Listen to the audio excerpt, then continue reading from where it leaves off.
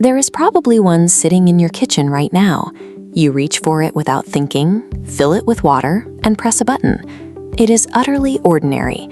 But for 400 years, this vessel was worth more than silver.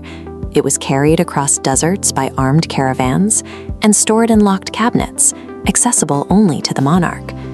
The ritual began in China over 1,000 years ago. The imperial court guarded the secret of the tea leaves, and they fiercely protected the vessel used to brew them, the reshaping clay teapot, which absorbed flavors so deeply it was said to brew a perfect cup with boiling water alone. This unassuming clay object represented an absolute imperial monopoly. It was a physical treasure so highly valued that the Chinese emperor used it to reward his most loyal ministers in place of gold. When European merchants arrived in the early 1600s, they discovered this hot drink and immediately developed an intense continent-wide addiction to it. China, however, had zero interest in European goods. They demanded payment in a single physical currency, silver. This map shows the economic imbalance. For decades, ships sailed from Europe loaded with silver and returned carrying only chests of leaves.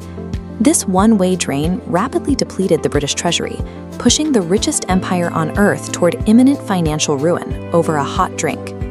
To stop the drain of wealth, Britain turned to a desperate illegal pivot to force the trade back in their direction.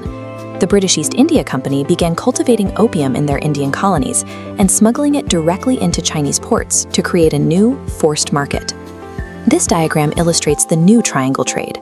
Opium flowed from India into China, forcing silver back out of Chinese coffers and into British ones, which they then used to buy their tea. It solved the economic deficit while fueling a massive public health crisis. To save his population, the Chinese emperor finally intervened, seizing and destroying the massive reserves of smuggled opium stored in his ports. In response, Britain deployed its military. They dispatched their navy to bombard Chinese coastal cities and forced the drug trade to continue by force. The Opium Wars were a display of pure economic aggression, a global superpower using naval devastation against an ancient empire so it could afford its national tea habit.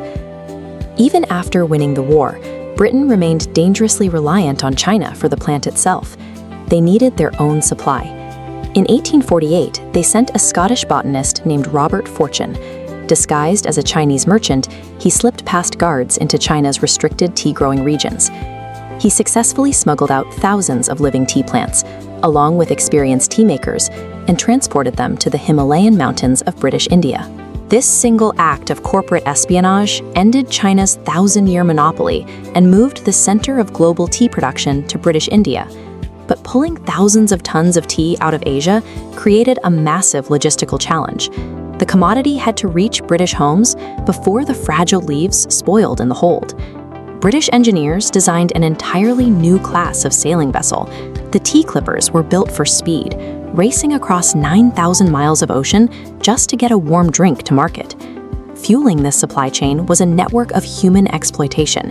It required Chinese addicts to pay for the tea, Indian laborers to grow it, and enslaved people on Caribbean plantations to harvest the sugar used to sweeten it. The history of this vessel is tied to a global system of addiction and forced labor that spanned 3 continents. Yet, despite that violent geopolitical origin, the act of boiling water and sharing a pot evolved into a global symbol of domestic peace. During the relentless bombings of the Second World War, the British government prioritized the safety of tea supplies alongside military assets. They implemented a strict rationing system and strategically stockpiled hundreds of millions of pounds of tea in secure warehouses.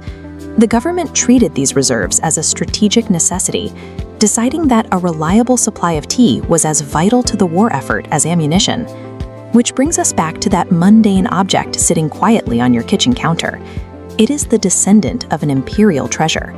It triggered trade wars, funded international narco empires, and launched the fastest ships. The next time you press the button to boil water, you are participating in a 1,000-year-old ritual built on fallen empires, smuggled plants, and the maritime conflicts that defined modern trade.